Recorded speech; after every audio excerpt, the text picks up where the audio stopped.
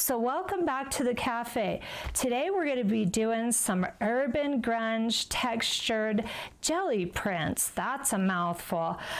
This has probably been done all over the place, but I've developed a way that really works well for me, and I want to share it with you today. So I use 2 jelly plates for this technique, and you really do need to. And whether you've got handmade or store-bought, whatever you've got will work just perfect. So these are from the 9x12, and then I've got 8x10, and these prints are from the 8x10, and you get 2 for 1, so it's kind of nice in that regard. Actually, you'll get 2 of these to every one of these, pretty much. You'll see when we do it. So let me just flip through and show you what's possible. This is really fun. You can get some very bold and graphic looks off this technique, and you can also get a more subtle look as well. Oh, that actually belongs over here, and you can tell. Now today we're working on basic 8.5 by 11 inch printer paper. That's all I'm using. Look at how cool of prints you can get.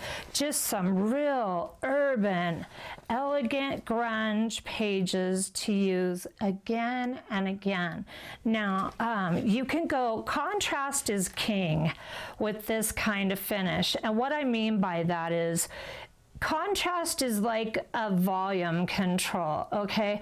That like 2 or 3, you can keep it chill and subtle, and you can dial it all the way up to 9 or 10 and have really bold and graphic. And I've got a few that are more graphic in this stack here. So contrast is something I invite you to really play with, because when you have the light and dark, this is a very contrasty image. Here's another one off of that. So your contrast really can dictate, do you want subtle or do you want bold and graphic, or are you like me and do you want all of the above and everything in between, right? So use your contrast as a volume control, and you will get the coolest pages. Now this is where I left brayer marks, and we'll do it. You can just get fast and easy, beautiful. This is a modeling page, and I'll show you what I mean by that.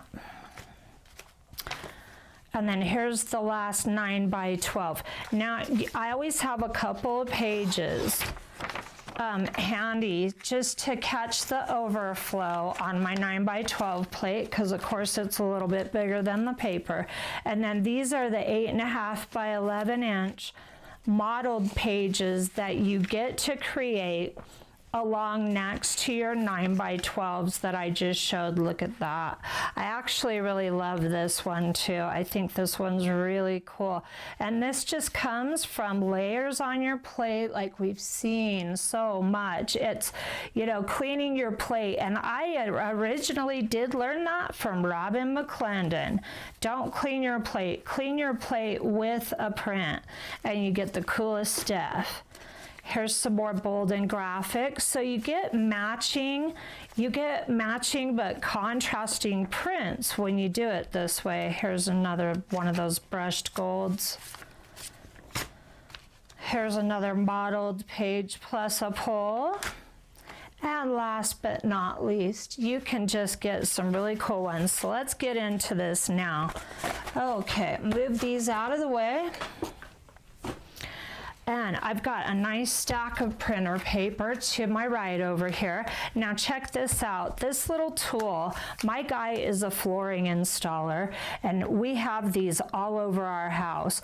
Well, I saw a gal on Facebook, and I can't remember where, but this is not my idea. I saw this on Facebook. She just took a knob pull and super glued it to a little skid. These are called skids. You put them under your furniture. Makes it really easy to move, in case you were wondering what this is. And with that knob pull on there, you can really cover a lot of ground and get very good adhesion to your jelly prints. I love this. I saw it and was like, ooh, I have everything everything, I'm making one. I actually made two. Don't know where the other one is right now, but that's neither here nor there. I've got a nice large brayer for this finish. I only use the one for this. You can get fancy and use a couple and probably get some pretty cool effects from it. But I like this because it's fast, easy, and to the point. Now I've got a runoff sheet here, and as we all do, and I like to just keep building my runoff sheets up. Like this one's a page that could use some runoff. And you can fill up both sides and scan them. And then when you go to use the original, you've got a scan of both. So let's go ahead and get into this. The first color combo we're gonna do is Folk Art Matte Raw Sienna, Folk Art Vintage White, Golden Iridescent Bronze, and Folk Art Burnt Umber. That's the combo we're gonna start off with today. So what I like to do is lay down a little light. We're going with the Vintage White here. And you only need a little bit. You really don't need much for this part. And then roll this out. Get a nice consistent amount of paint on your brayer. And then just come in here. If you want a real bold and graphic one, do it right off of this plate, okay? And then you can get these nice squared off layers here. We'll just do this one this way completely.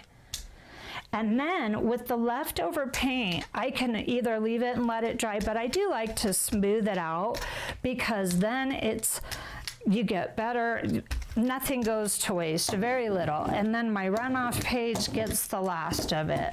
So now you do want to let this kind of dry in between layers. And if you want extra texture, which we're not going to do today just because of the dry time, just lay your paint on a little thicker and let it walk away and let it dry. So this does require that.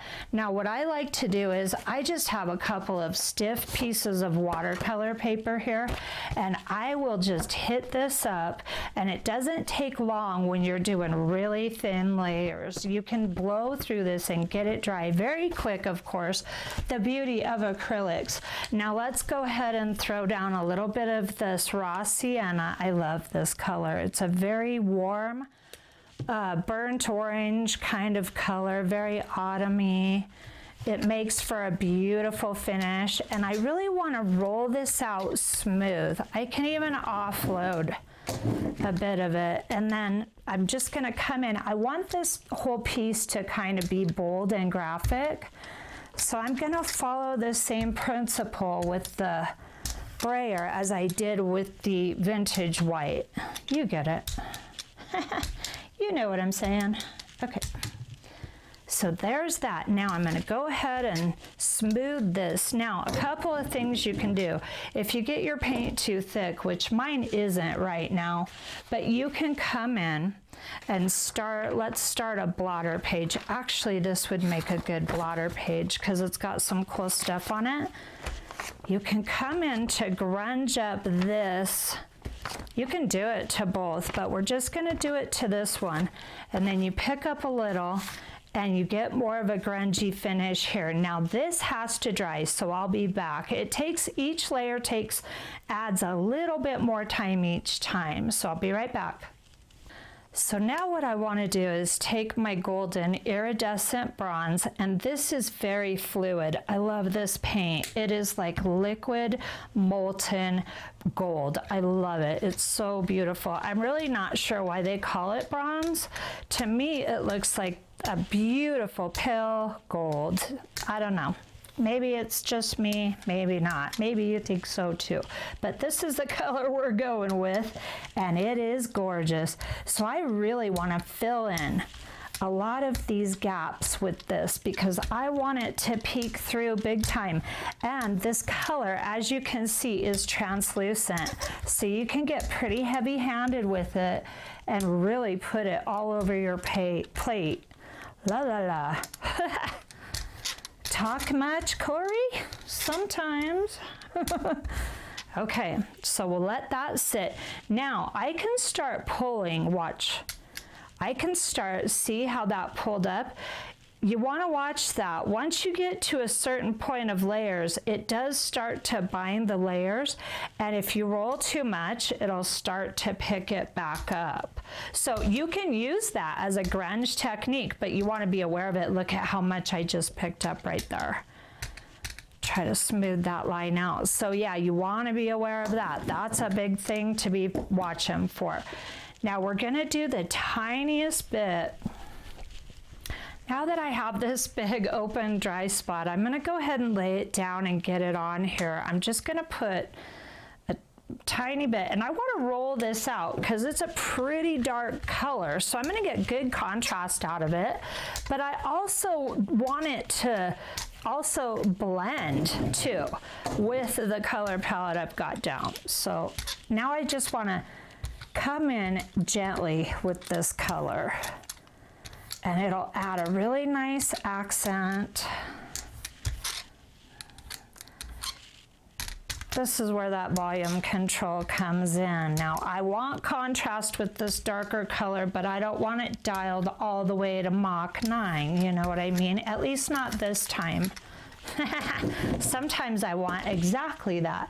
So now that I have multiple layers on here, I really do need to give this at least 5 minutes and give it a real wave with my watercolor paper, or walk away and do another chore or something while it's drying. But you want to give this a little bit of time just so it can solidify. Each layer needs to solidify, and you want them to solidify to each other so that they hold that shape. You know what I mean? Yeah, and then this one here can come out like a frame, right? Because I accidentally pulled too much paint off of there, and it's okay though. I'll just keep adding to it, and when it gets really mucky, I pull a print off of it. Okay, this is pretty dry now. Now this whole process goes pretty quick, so I'm gonna assume that this is all dry. Now I love this vintage white folk art. I really like it a lot. You can use any really light cream color you have, you know, use what you've got. Just pick a few colors you like and go from there. Now this is gonna be my cover sheet, so I wanna make sure my paper's ready, and I want this pretty thick.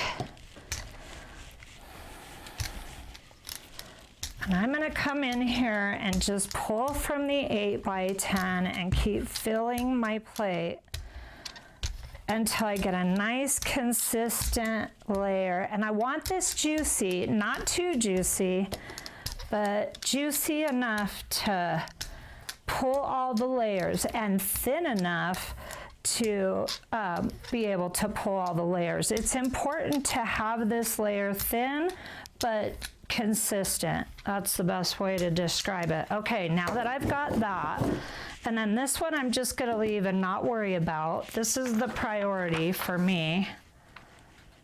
Gonna lay this down, and then this is where you need these. It's just basic stuff, the stuff you always do anyway. I just like to keep these and use them over and over again and fill them up. So that might be a little different. And then now this one, I like to do modeled pages, like this could use some help. And I want to get some texture in this right here. So big blobs of paint like this are okay. You just come in with a different sheet and you can model it up just like that. And then another thing I like to do is, now I've got some corrugated cardboard. Just give that a roll over. And then I have, oh, I did too much. There was consistent paint. No problem. Come back in with your model sheet. If you don't want it that uniform, change it up. You can really do a lot with a modeling sheet. And then this sheet ends up coming out really cool. You do have to focus on where there's no paint. Oh, that's gonna make some nice grunge, but that's a repetitive line, so we'll change that up. Okay. And then you just keep building on this till you're happy. Now you don't wanna let this sit too long. That's plenty long, what I just did. Ooh, and see, that happened. I'm gonna go over it real quick with this.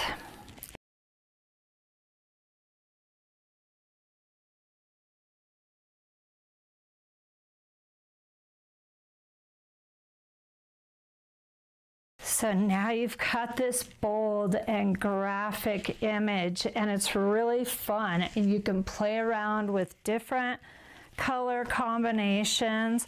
And now that's the boldest that we can come up with.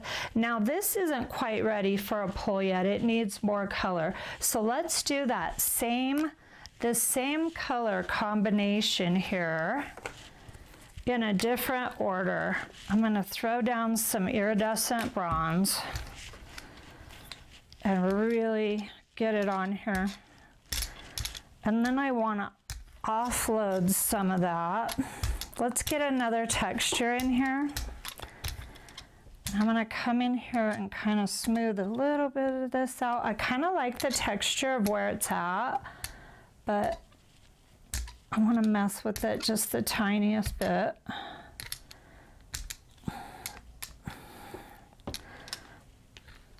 Okay, so that's good. And then you can come over here. I love to put some shimmer on those. This is a long, drawn-out process when you talk the whole time, so let's do a different one. I've got this kitchen shelf liner here. I love this one. And we'll just do a little here and a little there. That's cool. And then now this is juicy, both of these. They're gonna have to sit and dry for a few. I'll be back. Now these are both very juicy with that iridescent bronze, but I wanna keep going and work a little wet on wet. So now what I'm gonna do is the same thing. I'm gonna try to distribute that a little lighter and run that over. It's gonna make my grid pattern a little bit more subtle because it's all wet, but it will show up. It's showing up on this side. And then I just want to pop some of this in here. And now I'm gonna not worry about being too thin. I want my colors to blend a little bit more at this point. A lot of that bronze was still a little wet.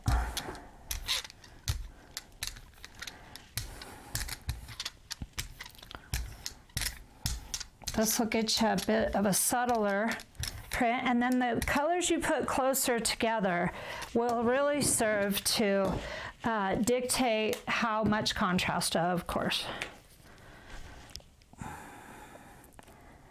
You know, art is about desire and learning technique to me. I really believe that's what it takes to be an artist. You gotta want it.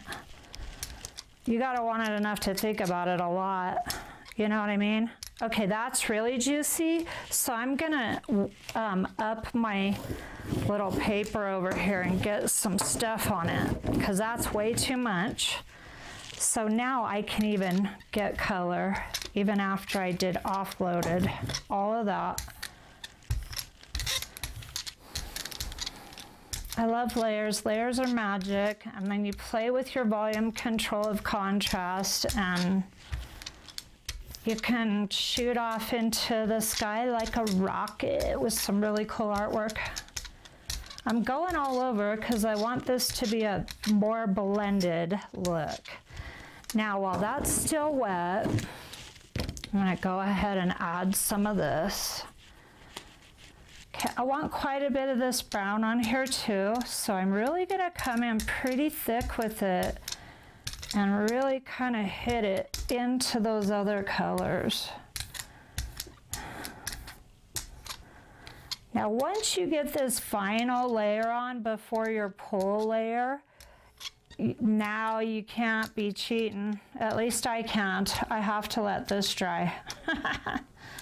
As much as I want to throw down some vintage white and get on with it, gotta let it dry. Okay, now I'm gonna get rid of these lines in here, and let's go ahead. I've already got 2 textures on here. It'll be interesting to see how many textures we can get going. You can take your modeling sheet too at this point and add some more of this where it needs it. And at the same time, grunge up the one on the plate. Let's throw a little, yeah, that's looking pretty nice. Plus it's making this one look really cool. I'll start cleaning up where it's a little thicker. That pulled a nice chunk of that thick. This one just gets better and better the more you pull on it. Okay, I'll be back. All right, now this is where it gets fun. For this one, since I've got all these layers on, I'm just gonna do enough on each one to pull their own layer. That's quite a bit there. I love this part to be able to pull both of them. I think this one's ready for sure. Just wanna smooth that out all even. I might need the extra, so I'll leave that on there. You gotta work quickly when you're working with printer paper. Here we go. Give this a quick, now if you don't have this tool and you wanna make some, it's fine, just use your hands, use a clean dry brayer, whatever you've got handy. No biggie, this thing is awesome, but it's not, you know, an emergency that you have it. When I saw it, I was like, oh my gosh, I want that. Now I left that on here, that spiral, for a minute, and I might pay for that because I'm seeing it right there. See it? Obvious. That could be a problem, but could make it look even better too. So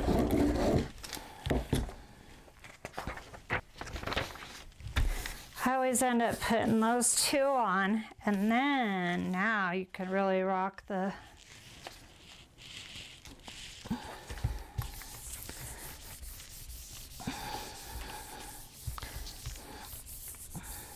and that right there is really enough time.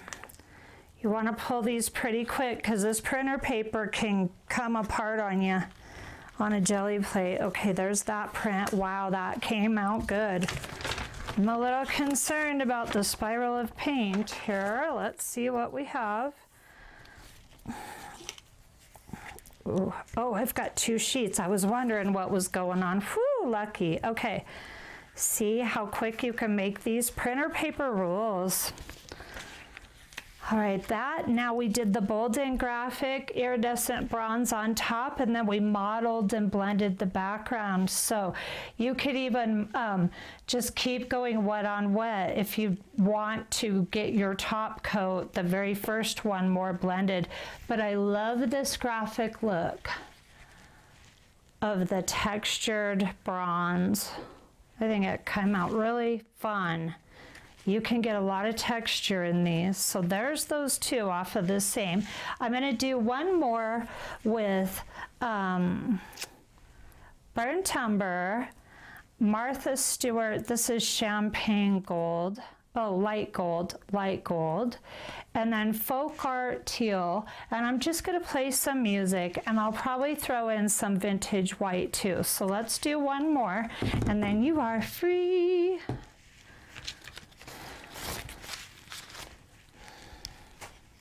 Haha. Okay, now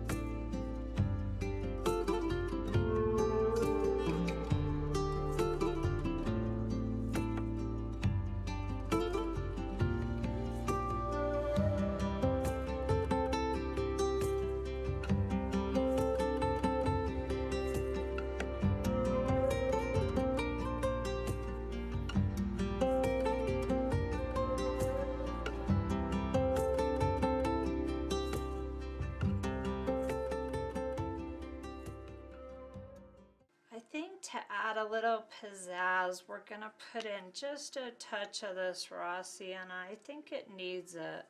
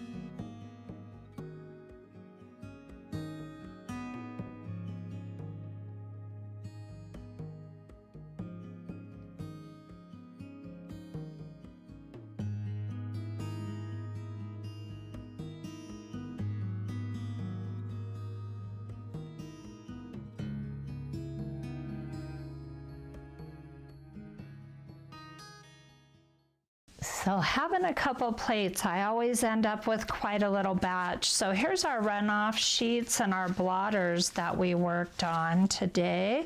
And they're coming along. They need a little bit more. I just like to keep these handy till they're completely full. This one's about done. This one's going to be a two-sider because I really love this too. That one I want to cover over some of that champagne and green just a little bit more. I'm loving it though. It's very grungy, nice sheet. And that I'm okay without, so I'll just keep that side. So here's the ones we just did with the iridescent bronze, the medium light grayish color, and the dark pavement apple barrel color. These are still wet, so I'll throw those aside. Here's my little 8x10s. We've got this one. I really love how both of these came out right here. And then this one, I love the muted out green. I like stuff pushed back more than I like it forward. So that's totally personal preference. Just keep messing around and really take note of what you love, of course. So this is that really graphic one we did with the iridescent bronze textures where we left the paint thicker and got a lot of really nice little textures in this one. This one's pretty cool too. I really like the colors in this one here. There's so much to work with. And of course you get a ton of stuff out of your jelly plates. So I think it's really worth it to have a couple of them. I can really go to town having a couple jelly plates and you get a whole lot of prints really quick. Now I love these together. These are really nice together, as are the gold and gray, these ones here. So you get a nice array. You can just add one extra color and have a totally different look in the same batch. So give this way a shot if you haven't already. And if you like what you're seeing here, hit the subscribe and come on back. I'll see you soon.